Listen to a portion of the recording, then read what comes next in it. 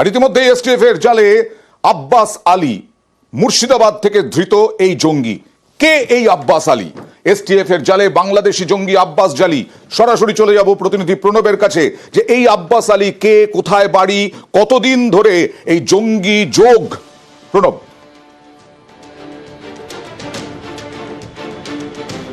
দেখো, তদন্তকারী অফিসাররা তার সম্বন্ধে ঘাটতে গিয়ে অনেক তথ্যই পাচ্ছে। এই আব্বাস আলী 2017 সালে মহিলা অপহরণের অভিযোগে তাকে কিন্তু গ্রেপ্তার করা হয়েছিল এবং প্রায় 2.5 বছর কিন্তু সে জেলের মধ্যে ছিল। শুধু তাই নয়, জেলে থাকা অবস্থায় একবার অসুস্থ হয়, তারপর মুর্শিদাবাদ মেডিকেল কলেজে ভর্তি হয় এবং সেই মুর্শিদাবাদ মেডিকেল কলেজ থেকে সে পালিয়ে যাওয়ার চেষ্টা করে। যদিও পুলিশের তৎপরতায় সে পালিয়ে যেতে পারেনি। এমনই কিন্তু চাঞ্চল্যকর তথ্য কিন্তু উঠে আসছে এবং এই আব্বাস আলী সে যখন জেল থেকে ছাড়া পাওয়ার পর তার নিজের এলাকাতে একটি মাদ্রাসা তৈরি করে এবং ছোট ছোট বাচ্চাদেরকে মাদ্রাসা রাখতে শুরু করে। প্রথম থেকে 40 থেকে 45টা বাচ্চা থাকলেও তার মাদ্রাসাতে, পরবর্তীকালে যেহেতু পড়াশোনা ভালো হতো না, সেই কারণে কিন্তু মাত্র 18 থেকে 20 জন ছিল এবং 1 বছরের মধ্যেই। এবং ওই এলাকার লোকজনদের অভিযোগ, এই আব্বাস আলী যেহেতু পড়াশোনার কোনো না করে জেহাদি কাজকর্ম এবং নিজে সবসময় ফোনে ব্যস্ত থাকতো, সেই কারণে কিন্তু তাদের বাচ্চাদেরকে সেই মাদ্রাসা থেকে ছাড়িয়ে নিয়েছে।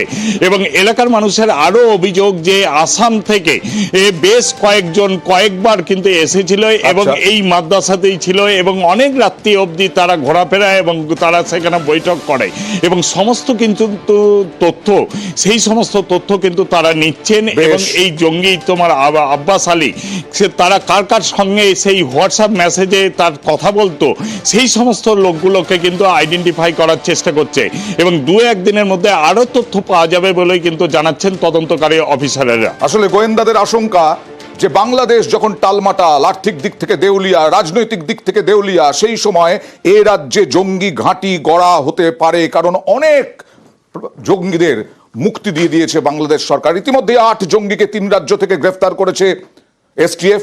তাদের পুলিশ হেফাজত হয়েছে। 8 জঙ্গির পুলিশ হেফাজত। বৃহস্পতিবার বাংলা থেকে গ্রেফতার করা হয় 2 বাংলাদেশি জঙ্গিকে। ভারতের 3 রাজ্য থেকে আনসারুল্লাহ বাংলা টিমের 8 জঙ্গিকে গ্রেফতার করে আসাম এসটিএফ। এর মধ্যে পশ্চিমবঙ্গ থেকে 2 জন, আসাম থেকে 5 জন এবং কেরল থেকে 1 জন। তাদের থেকে পেনড্রাইভ সহ বেশ কিছু নথিও উদ্ধার করা হয়। গতকাল তাদের আদালতে তোলা হয়। All 8 arrested accused are produced and they have been remanded in 10 days police custody. We also seized 4 pen drives and other incriminating documents which we are analyzing, and more importantly we arrested a Bangladeshi national. We are looking into that aspect because we have a Bangladeshi national with us.